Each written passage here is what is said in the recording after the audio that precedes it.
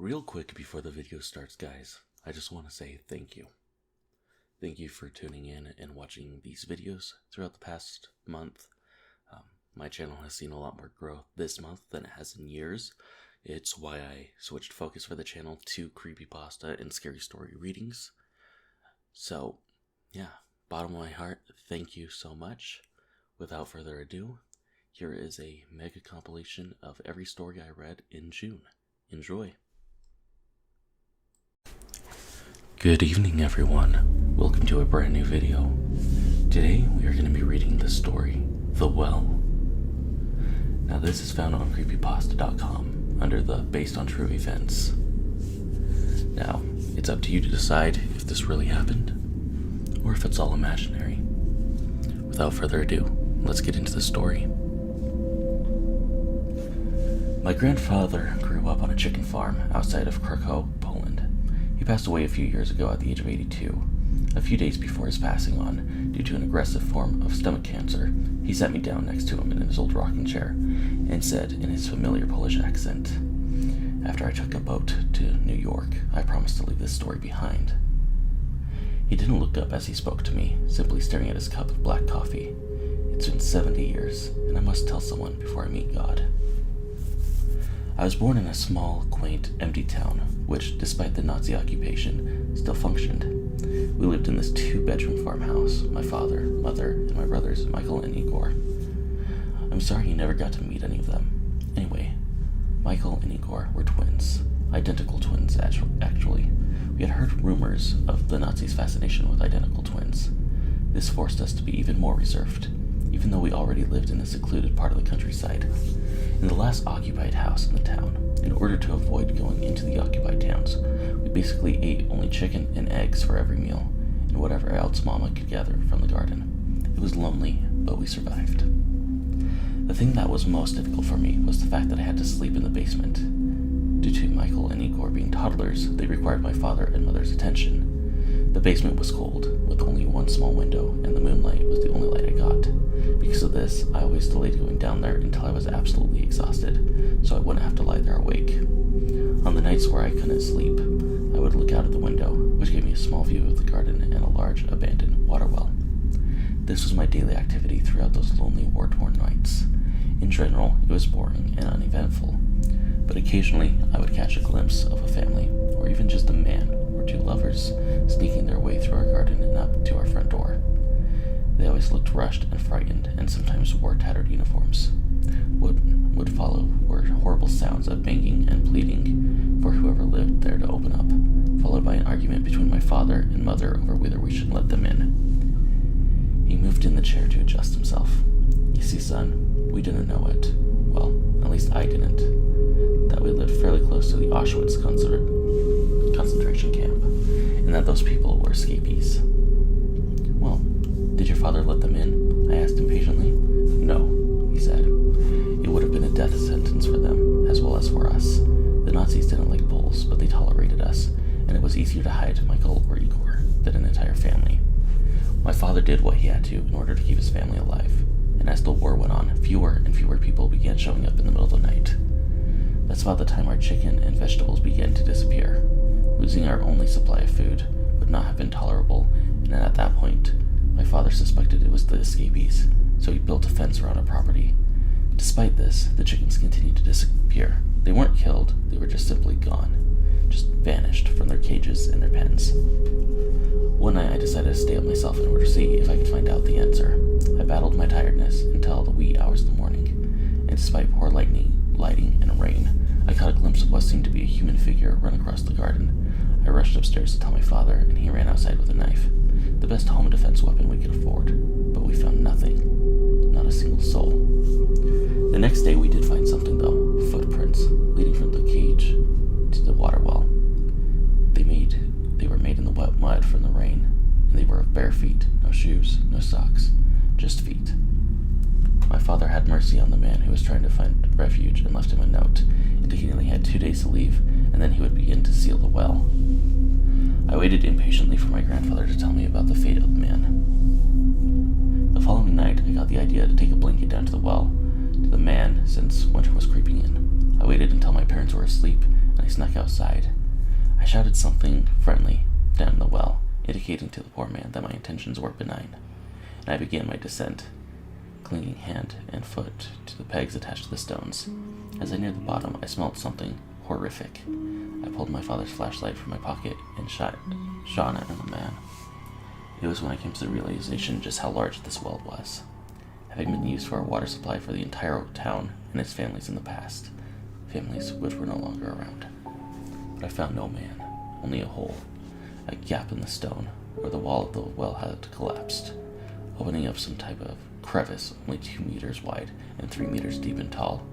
Inside sat not a man, but an entire family, of which only one single skeleton-like creature survived. The light reflected off of his sunken eyes and gray skin. Blood covered his face, and chicken carcasses were strewn everywhere. A pile of decomposing poultry beside a woman that I suspect had been her son, and what I had suspected had been her son and daughter, the children who could not have been much more than 5 years old. They seemed to have been dead for weeks. The man, if he could even be called that, just gazed at the light. I stared back, incapable of breaking a stare. I did not feel threatened by him, for he lacked any aggression whatsoever. He simply crouched motionlessly, without a sound, next to the putrefying bodies of his loved ones and the chickens that must have been his only source of water, and as their meat was uneaten. He was empty, devoid of whatever within us makes us human. He should have realized the members of his family died long ago, but he was still bringing food for their corpses. He couldn't accept it. He did finally turn his head, though, when I shone light back onto the corpses of his daughter. He stared at her, then sat down closer to her and continued his vigil. "You can leave now," I said to him. "I'll open the gate so you can escape. My father will seal this well in the morning, so please leave." My young voice and advice seemed to have no effect on him. At that moment I decided it would be better for me to just climb back and leave. I hoped the man would follow and escape as I began my climb. I shone my light on him one final time. "What did you see, Grandpa?" I stuttered. I saw a tear fall from his eye. He had become a man once again. He was only able to break free from the delusion after seeing the body of his daughter, which had, until that time, been obscured by darkness. He realized that he had just been bringing food, not to his family, but to corpses. That night it rained again, but in the morning when my father returned to seal the well, I found no footprints leading out of it.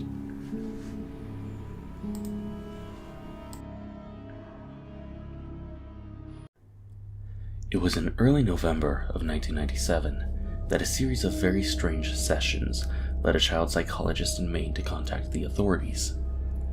It began when a patient of his began to tell him about one of their friends, this friend being imaginary as far as both the psychiatrist and the boy's parents were concerned.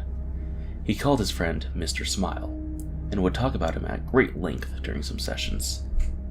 The boy called him Mr. Smile, both because he would always be smiling, and because when he was around, the boy said everything felt happy.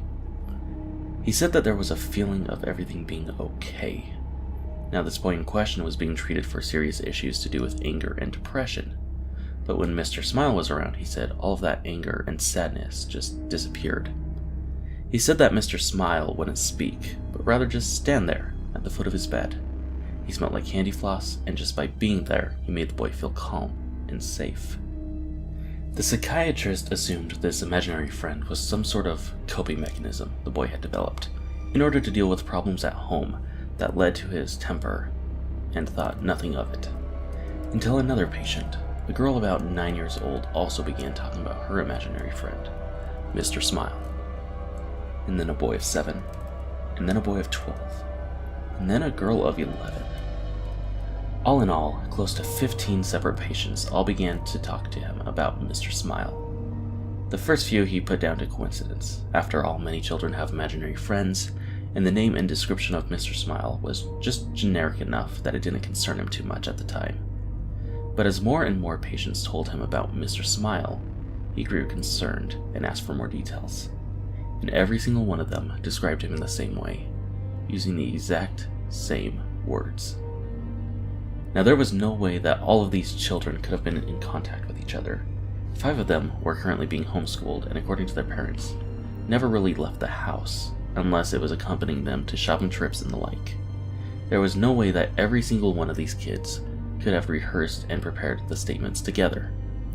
which led him to a deeply disturbing conclusion. He spoke privately to each of the children's parents, one at a time. He avoided disclosing too much information, but told them that something was troubling and had cropped up in multiple sessions, and that he believed that there was a chance that their child was at risk.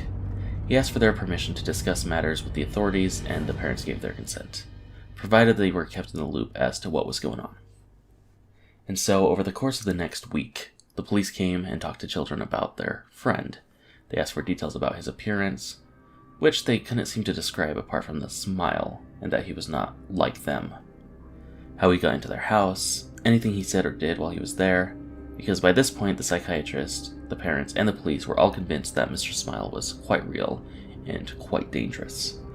The authorities had checked to make sure that there were no known predators living in the area, which they had confirmed was not the case. But it was quite clear that whoever this Smile was, he was a real person who had been sneaking into the homes of all these children at night. None of the children claimed to know how he got in. They said they would just wake up and he'd be there at the foot of the bed.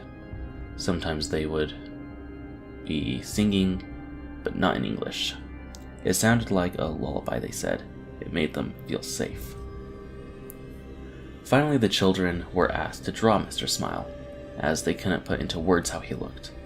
Each and every one of the children picked up a red crayon and proceeded to color the entire page until it was just a rectangle of red. When asked about this, they insisted that they had drawn Mr. Smile. When asking where his head, arms, and legs were, they would insist that they had drawn those. They claimed that they had drawn a perfect picture of the man at the foot of their bed, and that when they were told that they had simply colored in the page and not drawn anything, they all became deeply angry, feeling that they were being accused of lying and insisting that they had drawn a picture of the man. Acting more on a hunch than anything else, the psychiatrist decided to show one of the colored rectangles to various children and ask them what it was. Each and every single one of them, with no knowledge of what the picture was supposed to be or who had drawn it, said it was a picture of Mr. Smile. Cameras and baby monitors were all placed in the children's rooms so that they could be monitored. Many of the parents simply stopped sleeping altogether, staying up all night staring at the screens that displayed where their children slept. At no point did anyone enter or exit the bedrooms. No sounds except for them snoring or occasionally talking in their sleep were heard over the baby monitors, and there was no sign of Mr. Smile. After almost 2 weeks of this, many of them began to doubt Mr. Smile even existed. Other psychiatrists since have put the whole thing down to some strange delusion, and while it couldn't be explained, some suggested that this may have been a whole Mr. Smile based on TV thing, and that the children had all been watching this similar show. And then one of the boys went missing.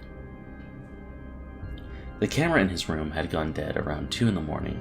His mother had run to check in on him only to find his room empty. It had literally taken her less than a minute to run into his room, and there was no possible way for him to leave or be taken and be out of her sight in the time it took her to leave her room and run to his.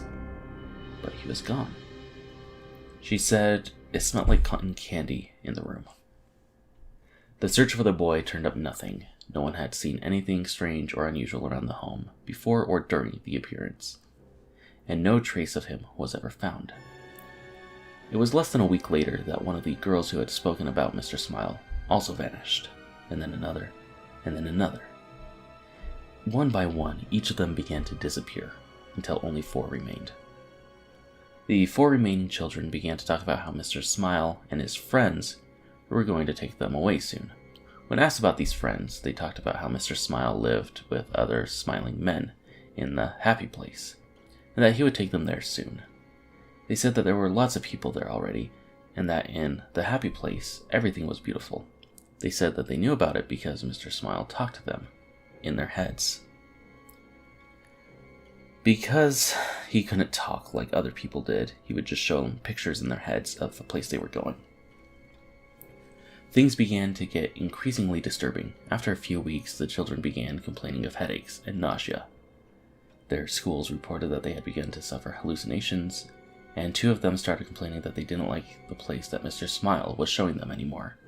One began screaming for half an hour, acting as if they were having a fit and screaming for the colors to stop, that the colors were horrible and they needed to go away. One of the children claimed that Mr. Smile was taking them in their head, all the time now, and was telling them things, horrible things, but that they couldn't talk about it, and that they mustn't, because then their parents would know about the horrible things too. The psychiatrist asked them to write down what Mr. Smile was saying, promised that he would show it to no one. Managing to gain the trust of one of the boys enough, he agreed. The contents of the book were known only to him and the authorities, but whenever anyone involved had been asked about it, they get real quiet, and quickly found an excuse to change the subject. The children stopped sleeping.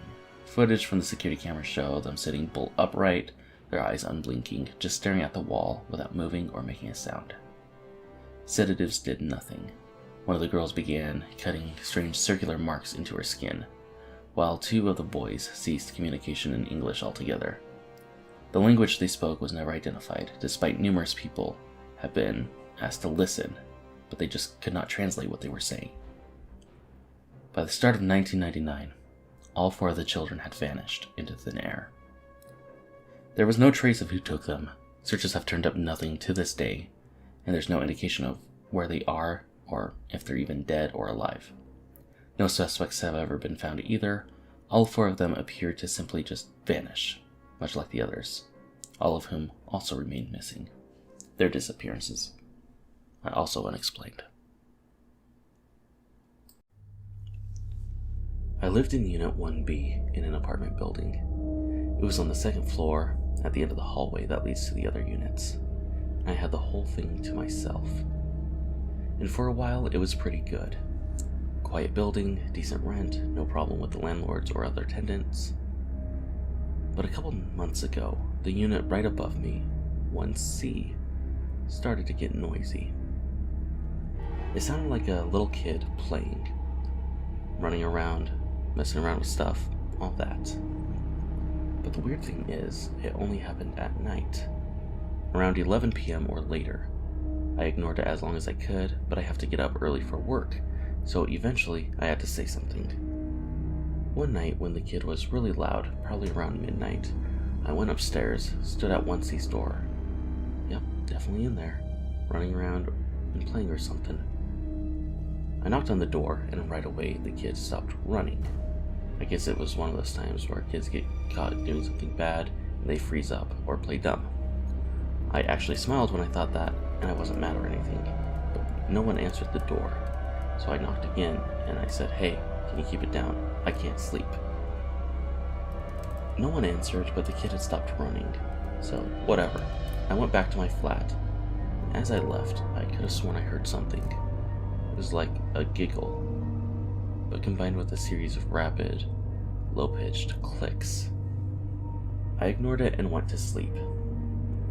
But a few days later, the kid was back at it. All hours of the night, he was just running up and down, making one hell of a racket. I didn't want to go and knock on the door again, so the next morning I went to management, and they gave me the paperwork to file a noise complaint. I filled it out then and there, but as I handed it back, the lady at the front desk looked and said, "1C is vacant." I asked her what unit was above 1B, and she said 1C. And that was where I was sure the noise was coming from, but she checked her records, and sure enough, it was vacant. In fact, she still had the keys in a little set of cubby holes behind her desk. There were a couple of other people in the office, and they started to look at me like I was crazy. I didn't want to create a scene, so I left. Did my best to ignore the kid, or whatever it was, for the next couple days. But one night I woke up, and not because the kid was making noise, but something wet was dripping onto my face. I got up, turned the lights on, and saw that the ceiling right above me was leaking water. Really dirty water. I called management's emergency number, and they sent a repairman over right away. I was pretty pissed off. My bed was soaked and filthy, and I couldn't get back to sleep. I had to work in a couple hours, so when the repairman came over, I went with him up to 1C. He had the keys, so we didn't have a problem getting in. There was about an inch of dust everywhere, and the moment we walked in, it started to fly all over the place. I felt it coating my lips and the inside of my mouth and nose while I breathed. It was pretty chilly, even though it was the middle of spring and 70 degrees outside. So me and the repairman pulled our shirts over our noses and headed through the living room and into the bedroom, which was right above my room. There was a trail of water leading from the attached bathroom where we followed it. We saw that the faucet was on and the sink had overflowed. I looked back in the living room. My footprints were there and the repairman's, but that was it. We shut off the faucet, and since the repairman didn't seem too interested in talking to me, I let him vacuum up the water, fix the floor by himself, but I had to know what was going on. Had someone broken in? There's a drain pipe right next to the window in the bedroom, and it faces an alley, so I opened the blinds to check it out. But the window was locked from the inside, and it wasn't broken or anything. The only weird thing about it was that there was a single dusty handprint on the inside pane. But the moment I breathed on it, it vanished. It was getting pretty early by then, so I headed out to get whatever sleep I could. I didn't see anything else in the unit, but I'm pretty sure I heard something clicking as I left. Maybe it was the floor. I think something happened to the repairman, because we had a couple of issues in the building and management had to hire a contractor to fix them. He didn't come back until a while later, and even then he was coughing and wheezing all over the place. But things were quiet on my end, and I didn't have any more problems with 1C. Not until a week or so after the water incident. It was really loud that night, like really loud. It was like the kid was jumping up and down and stomping around. There was that weird giggling noise too, mixed with those clicks. I still have no idea what they were. Anyway, I had just about enough of it. I stormed up to 1C and started to bang on the door. I shouted at whoever was in there to shut the fuck up and let me get some sleep. And that was when someone told me to calm down. I must have woken up half the hallway because they were all sticking their heads out of the door staring at me. I asked them if they heard anything. They said no, 1C was vacant. I asked them if they were making any noise, and I must have cursed again because they told me to go back to sleep or they were going to call the cops. I didn't really have a choice, so I did what they said. The next morning I went to management and thanked them for dealing with all my complaints. I'll apologize for the night before and promise it won't happen again. And then I gave them a box of donuts. The lady went to go and give it to the rest of the workers, and when they were picking out which ones they wanted, I reached over the desk and grabbed the keys to room 1C. I chatted with them for a few minutes and then headed to work. I bought a flashlight on my way home and a surgical mask for the dust. I'm not sure what I meant to do, but that night when I heard the little fucker stomping around again, I went up the stairs, put my mask on, unlocked 1C, and went in. I left the door open to get in some of the light from the hall, but the entry to the suite is a tight turn, so it didn't do me much good. And when I went to the living room, it slammed shut behind me anyway. It was really dusty in there, and really dark. I wouldn't have been able to see a thing without my flashlight. And the weird thing is, even though the windows were in the living room, there was a lot of air moving around. It was making the dust fly all over the place. Even with my flashlight, I couldn't see very far because of all the dust. But I kept going. There was nothing in the living room, nothing in the closets, nothing in the kitchen. So I went to the bedroom. The moment I stepped in, it got freezing cold. I could see my breath in the air, and the dust was still going nuts. But I went a little further to take a look around. My flashlight died out, and that was a little weird since I just barely gotten the batteries that day. So I tried to turn on the lights, but of course the electricity had been shut off. The only light was from the street lights through the blinds. I was having a tough time breathing.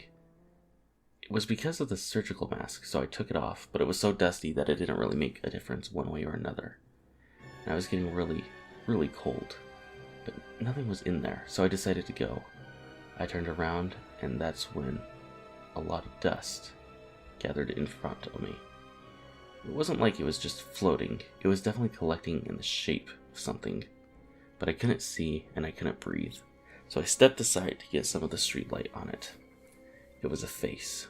A kid's face. It smiled for a minute, making that weird clicking sound, and then it started to float toward me. I tried to scream, but the dust got in my mouth, so I held my breath, shoved the kid, or something solid away, and I ran the fuck out of there. I went towards the door, but it was locked, and my key wasn't working. And then I heard footsteps behind me. Light footsteps, and a kid giggling, When it got close, I kicked out as hard as I could, and then I managed to break the door down and get back into the hallway. That got everyone out. They were looking at me like I was a freak, but I talked to an old lady about it later, and she said that they saw how pale I was and how I was struggling to breathe. They knew that something was wrong. I couldn't talk, I was coughing, and I just pointed at the door. A couple of big guys wanted to check it out. They didn't need flashlights, and the lights worked just fine when they turned them on. They told me they saw footprints in the dust. Most of them were mine, but some of them were a lot smaller. And one of them was just next to the door. There was a heavier layer of dust.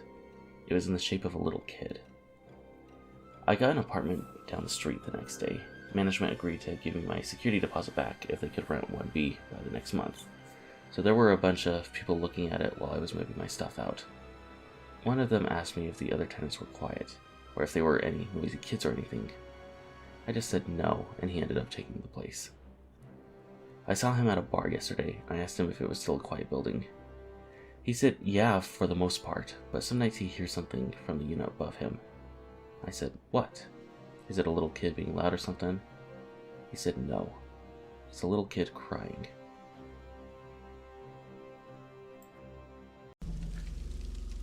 I've always been a creature of habit, and few observations ever elude my mind.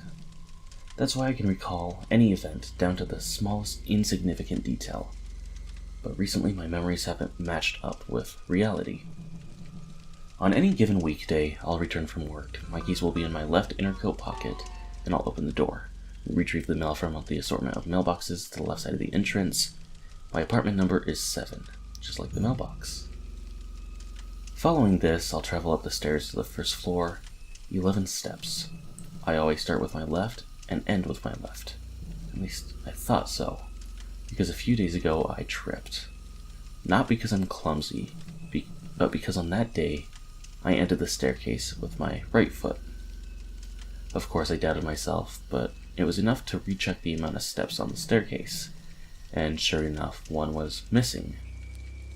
At this point, I could have talked to my neighbors, but they weren't the detail-orientated kind, so I just let it slide. It was a minor change, one that I quickly adapted to, at least until I lost my wristwatch. The prior night, I put it on my nightstand, and the following morning, it was just gone. It wasn't impossible that I misplaced it, but I had a firm memory of placing it on the nightstand. Everything escalated today. I woke up, took a shower, shaved, brushed my teeth, cut my nails on all 9 fingers. 9.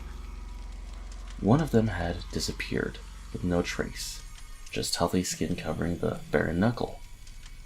Not knowing who to call, I turned to my mother. My voice trembled as I explained what had happened. She went quiet for a few seconds before responding with worry in her words. She told me I was born with only 9 fingers. I hung up. It was dark. I sat down trying to remember. Had I simply forgotten? Was there something wrong with my mind? Only after minutes did I realize I was sitting in the dark. But it was daytime. My apartment didn't have any windows anymore. Panic set in. This wasn't in my head. They don't even make windowless apartments. I tried to escape, but there was no door to flee through. I was trapped in a nicely decorated box. I called the police. They claimed my address didn't exist. After they hung up, I would have called someone else if my phone wasn't already gone. My computer is all that exists, and I am trying to write this story with the stumps that were once my hands. Only one middle finger left. A perfect fuck you to myself. I'll have to post this while my computer still exists, but think about this. Have you lost anything recently? Your favorite mug, maybe a blue pen, something that just disappeared without a trace.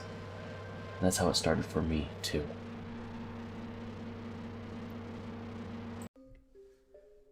Heather was at her friend Jenny's house one afternoon.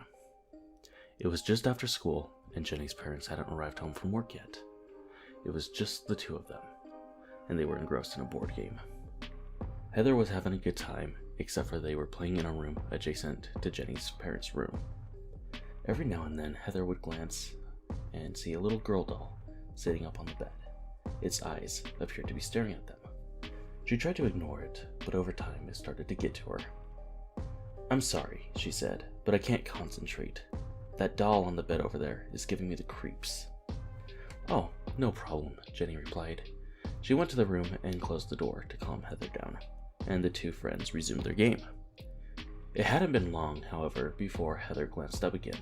The door was once again open, and again the doll appeared to be staring at them. Jenny couldn't understand it. She could swear that nobody else was home, and there was no way the door could have opened without the knob being turned. Shrugging, she went up to the bedroom, closed the door, this time making sure it clicked shut. But again and again, they would check the door and find it open. Heather was getting very scared, and finally Jenny had enough of this. She went into the bedroom, grabbed the doll and threw it into the closet, slammed the door shut, and then slammed the bedroom door shut, so they could resume their game. For a while, things appeared to be going well, but then Heather glanced one last time, and she stood up and said goodbye, and ran home as fast as she could. This time, when Jenny looked up, she saw the bedroom door only slightly ajar. A chair propped up behind it. Sitting on the chair, peeking through the opening at them, was the doll. The man who lives above you is the quiet type. How lucky you are to live in an apartment underneath someone so courteous. It seems he never drops anything, seeing as you never hear any loud thumps coming from the room above yours. He is even kind enough to keep the volume of his radio and TV low. Come to think of it, had you not seen and spoken to him, you would have thought no one lived up there.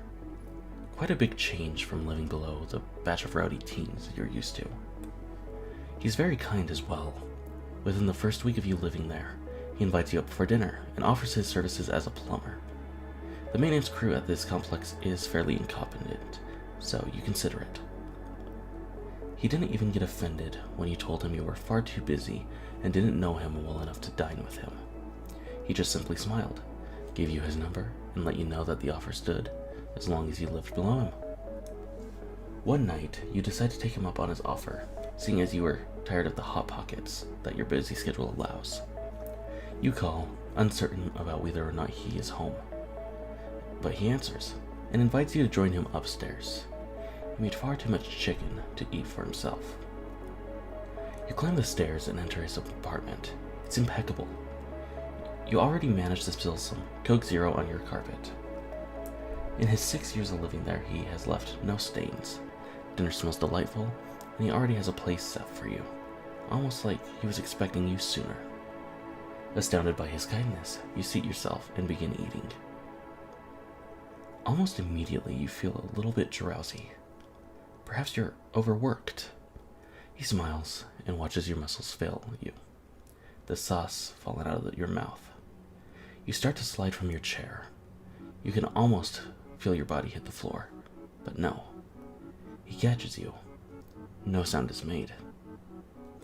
He carries you down the hall ever so quietly. You're growing too unconscious to worry, so rest assured, no one will hear a thing. You won't even hit the floor. Take a seat, John. Why don't you tell us what happened from the beginning? The detective motioned you towards the chair with a hand gesture, accompanied by his harrowing eyes. I don't remember. Well, how about you have a sip of water, take a deep breath, and make yourself remember, the detective stated. He definitely wasn't a nice cop. And then it started coming back. It took you no time to fall in love with her. From day one, you knew she was the girl of your dreams. The first person you felt you could truly connect with, soul to soul. She was a great listener and didn't judge you on any of your imperfections. She actually liked them, and you believed her. You had met her 4 months ago, down by the train tracks. It's the place you used to escape your problems when you were having a bad day. The place had a certain feel to it that allowed you to just forget everything for a while. She went there for the same reasons as you. You still remember the first time you met her, and how it wasn't even intimidating. You walked over, said hello. Despite her utter beauty of blonde hair and perfect pale skin, she always joked, that it was her that broke the ice with you. It didn't matter. You both had each other, and that's all you cared about. You were grateful and very lucky. For a few brief moments, you actually felt happy again, as your vision twirled the memories of those times you spent together, until the vivid memories faded as quickly as they had formed, and you were sucked back to the cruel reality of what was happening. Sitting in the cold and lonely interrogation room, scared out of your mind. The day police arrived at your door to bring you in for questioning of her death shook your world like no other. That's why you're having so much trouble voicing anything to the detectives who were standing over you. You were stuttering, mumbling. You still couldn't believe it. Especially when they mentioned that she died 4 months ago. Welcome, weary traveler. You'll find the rest area stocked with everything you should need for a short, refreshing break. We're the only rest area around for miles, and the only one open all night. Don't worry about your safety. We've yet to have a carjacking, robbery, assault, or any other type of crime-related incident. We only have a few hitchhikers you should be aware of, however. They can only hitch a ride if you don't follow these rules. There are exactly 17, and they all follow the same typeface and formatting. Please ignore any rules or notes that may come after the first 17. Important. Please do not get back in your car or attempt to leave until you have read all the rules. Even if you had visited us before, please read the rules. They update after every accident. And welcome back. Rule 1. The first and most important rule is to never make a mess. The janitor hates it, he works long hours, and while he's okay with the usual spills and trash, any deliberate attempt to deface, destroy, or degrade the facilities will attract his immediate attention. He will force you and anyone in your vehicle to stay and clean up. Rule 2. You will likely see a tip jar somewhere. Do not put anything in it. The tip jar does not come from the staff. All staff at the rest area is paid and refuses to accept tips. The entity the jar belongs to is a hitchhiker. Anything inside that jar that you've touched will allow it to follow you to your destination. Rule 3. On the very rare occasion you find the restroom without toilet paper or paper towels, clear your throat and call out, "Excuse me, can you help me please?" If you're in a stall, a gloved hand will slide a roll under the door. If you are at the sink, as soon as you ask, close your eyes. You'll hear the door open, the creak of wheels, shuffling footsteps. Keep your eyes closed. The janitor does not like to be seen, and you do not want to see him. However, it won't hurt to thank him before he leaves. Rule 4. Violence of any kind by visitors is expressly forbidden on the grounds. This also includes raised voices. If you are causing too much commotion, security may come investigate. Rule 5. The vending machines are not safe. You will likely see your favorite snacks in the machine and suddenly become aware of how hungry you are. Do not buy, eat, or drink anything from the machines. If you do, you will forget where you were going and be unable to leave. The water fountain, however, is safe. Rule 6. While at the rest stop, a puppy may run up to you. If you have a dog with you, keep it in your vehicle the entire time and make sure it can't get out. Unfortunately, if your dog goes into the woods, it is lost forever. If the rest area senses the dog, you will hear a number of barks or yelps in the bushes. Do not let your dog go to them or attempt to explore the source of the barks. Rule 7. As you are leaving, keep right. No matter how many roads or turns you see, always take the one on the right. Ignore any signs that tell you there's a dead end, road closure, or obstruction up ahead. If you see a person or animal in the road, they are not real. If you turn left at any point, you are going to be lost. Rule 8. If someone enters the restroom while you are inside the stall and attempts to start a conversation, ignore them. They will escalate, eventually yelling at you, beating on the door, and demanding you reply. Continue ignoring them until you hear their footsteps walk away and the restroom door close. Count to 30 seconds, and if there are no other sounds, it is safe to leave. If the door reopens or you hear a sound just outside, wait and count another 30 seconds. Occasionally you will see a large family grilling at night near one of the picnic tables. Do not approach them or wave if they see you. They will greet you and invite you over. Be polite, but decline. If one of them begins to walk towards you, immediately go to your vehicle and drive away as quickly as possible. Do not look back until you pass the Waffle House. It is vitally important that the Waffle House is open and has a lit sign. If it is closed or the sign is dark, continue driving without looking back until you see an open Waffle House. Rule 10. Someone may come up and ask for spare change or a snack. Give them something, even if it's a penny or a handful of chips. They'll make sure you're able to see the road out in case some of the entities have other ideas. If you are rude, unkind, or ignore this individual, you may find yourself unable to leave. If you truly have nothing to share, apologize, say you wish you could help, but do not lie.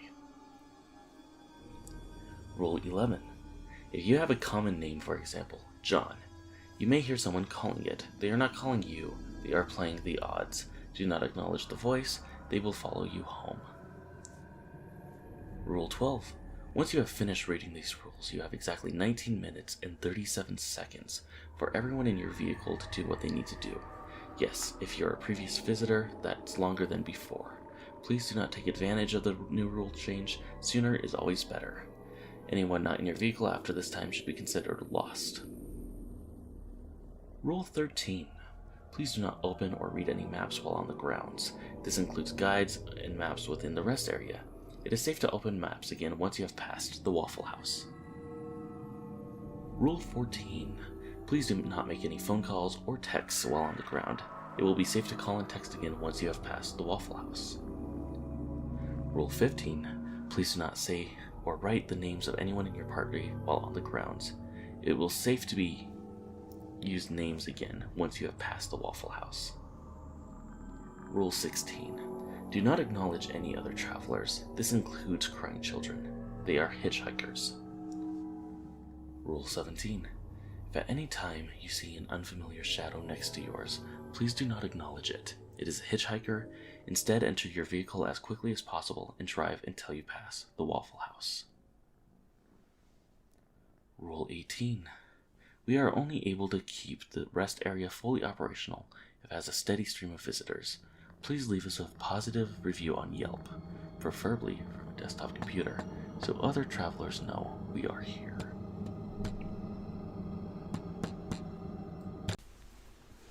The year is 1999. That sentence brings me back to my senior kindergarten class when I was 5 years old, where we used to read out the date on a blackboard every single day. The year 1999 exists as a stain in my mind, as a memory that just won't go away, no matter how much I try to forget it. 1999 marked the year I lost my first tooth, my first time on a plane, and unfortunately, the early loss of my childhood innocence. That one memory that refuses to be wiped. It all started with that new, or old, TV. At that time, Pokemon was the latest fad to hit the school. Pokemon cards, games, stickers, and the most popular, the TV show. So of course, every time I came home from school, I would stay glued to that TV until Pokemon came on at 5.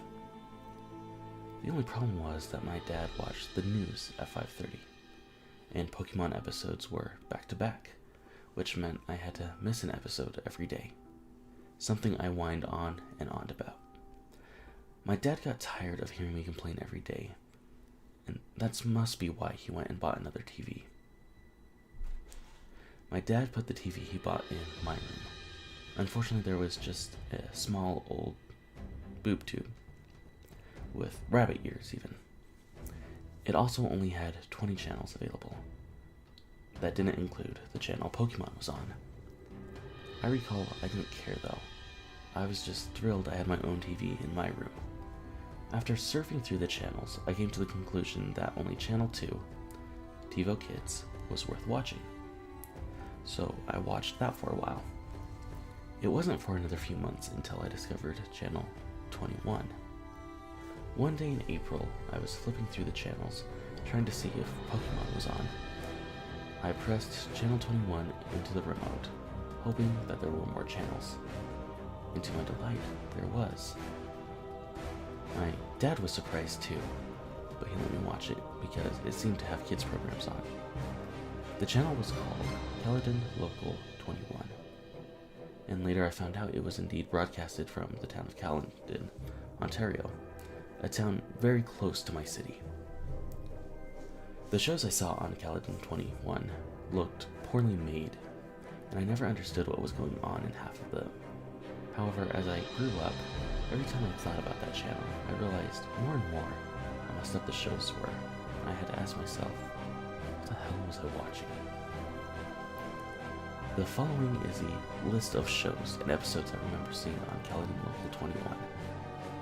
How I remember such detail even disturbs me, but I guess things like this stand out in your mind for a while. The channel only ran a few shows, probably because it was only operational between 4 p.m. and 9 p.m. Mr. Bear's Cellar, Episode 12.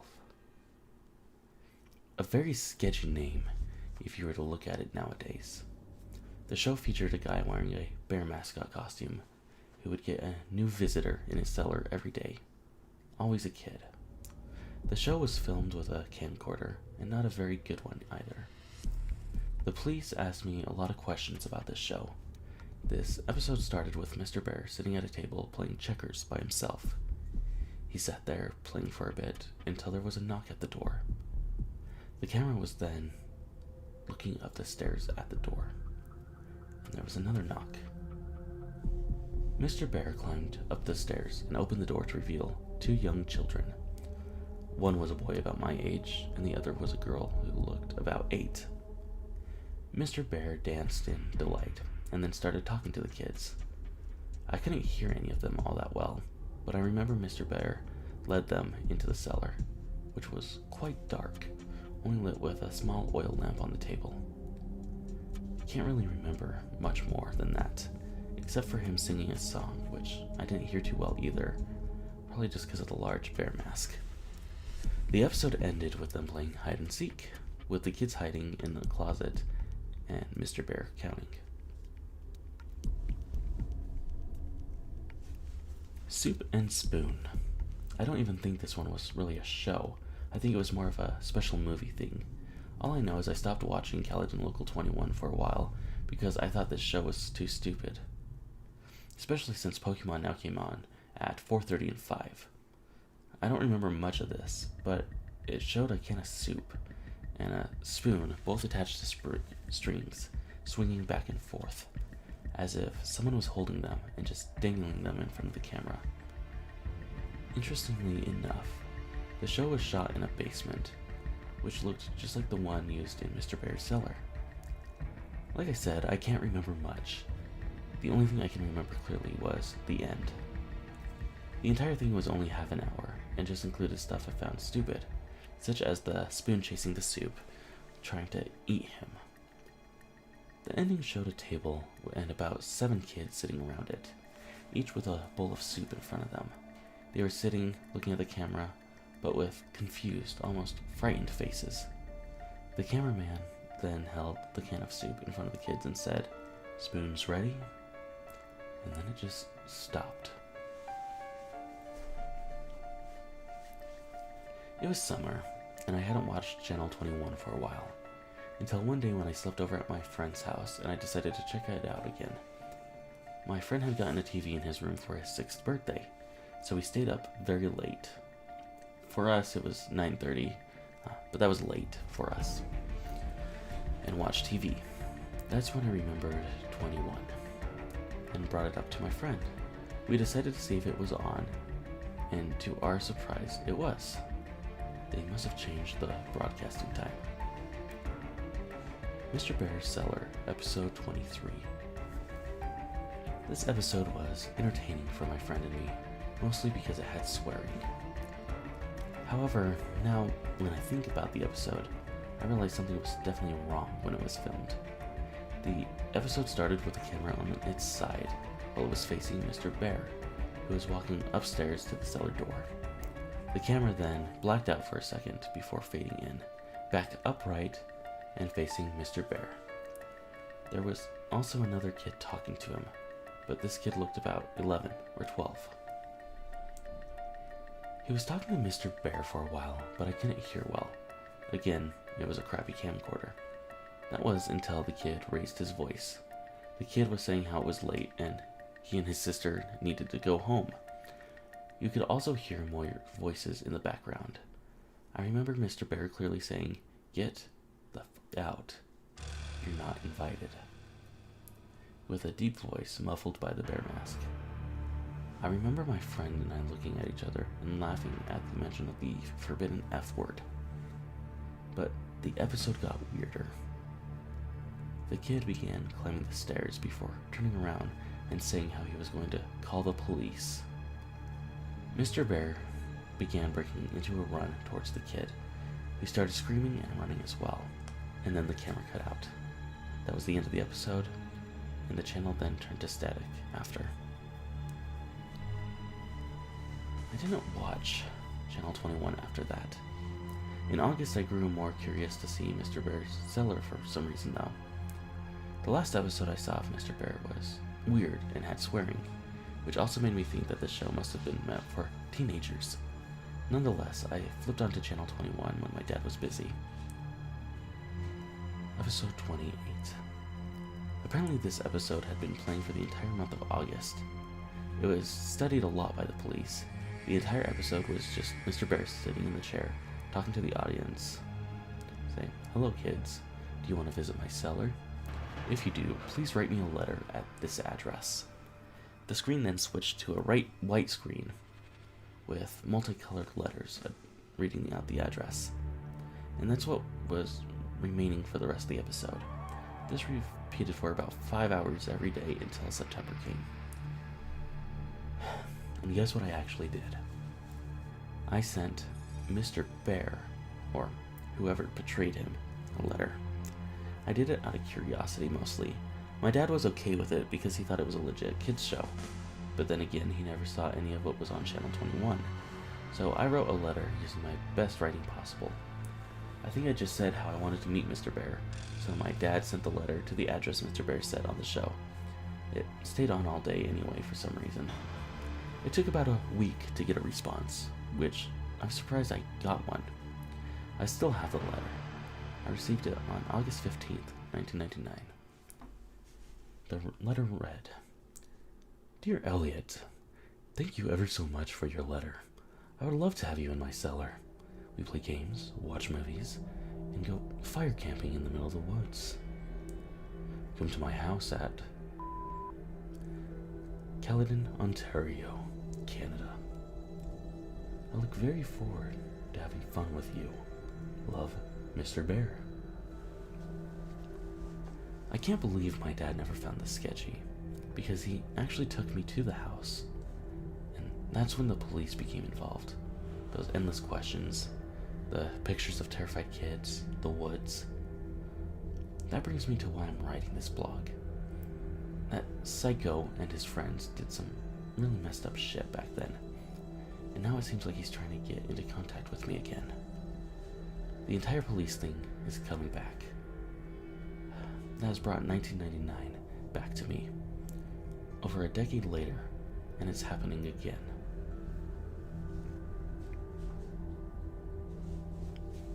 Now, what we just read was the beginning, or main part, of 1999. It's a well-known creepypasta. Everyone, I'm sure, knows it by now. If this video does well, I'll cover the updates that were posted, because there's quite a bit of extra reading, so it would make a nice part 2.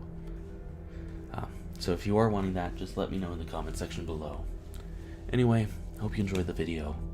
If you did, like, comment, subscribe, and I am out. In 1983, a team of deeply curious scientists conducted a radical experiment in an undisclosed facility. The scientists had theorized that a man without any access to his senses, or any ways to perceive stimuli, would be able to perceive the presence of God. They believed that the 5 senses clouded our awareness of eternity, and without them, a human would be able to establish contact with God by thought. An elderly man who claimed to have nothing left to live for was the only test subject to volunteer. To purge him of all his senses, the scientists performed a complex operation which every sensory nerve connection to the brain was severed. Although the test subject retained full muscular function, he could not see, hear, taste, smell, or feel. With no possible way to communicate with or even sense the outside world, he was alone with his thoughts. Scientists monitored him as he spoke aloud about his state of mind, in jumbled, slurred sentences that he couldn't even hear. After 4 days, the man claimed to be hearing hushed, unintelligible voices in his head. Assuming it was an onset psychosis, the scientists paid little attention to the man's concerns. 2 days later, the man cried that he could hear his dead wife speaking with him, and even more, he could communicate back. The scientists were intrigued, but none were convinced until the subject started naming dead relatives. He repeated personal information about the scientists that only their dead spouses or parents would have known. At this point, a sizable portion of the scientists had left the study. After a week of conversing with the deceased through his thoughts, the subject became distressed. He said the voices were overwhelming him. In every waking moment, his consciousness was bombarded by hundreds of voices, all refusing to leave him alone. He threw himself against the wall repeatedly, trying to elicit a pain response. He begged the scientists for sedatives so he could escape the voices. This tactic worked for 3 days until he started having night terrors. The subject repeatedly said that he could see and hear the deceased in his dreams. Only a day later, the subject began to scream and claw at his eyes, hoping to sense something in the physical world. The hysterical subject now said the voices of the dead were deafening and hostile. They were speaking of hell and the end of the world. At one point he yelled, "No heaven, no forgiveness," for 5 hours straight. He continually begged to be killed, but the scientists were convinced that he was close to contacting God. After another day, the subject could no longer form sentences. He went seemingly mad and started biting off chunks of his own flesh. The scientists rushed in and restrained him so he would not be able to kill himself. After a few hours of being tied down, the subject halted his struggling and screaming. He stared at the ceiling as teardrops streaked across his face. For 2 weeks, the subject had to be manually rehydrated due to the constant crying. Eventually, he turned his head and, despite his blindness, he made eye contact with a scientist. For the first time in the study, he whispered, "I have spoken with God, and He has abandoned us." His vital signs soon stopped, and there was no apparent cause to his death.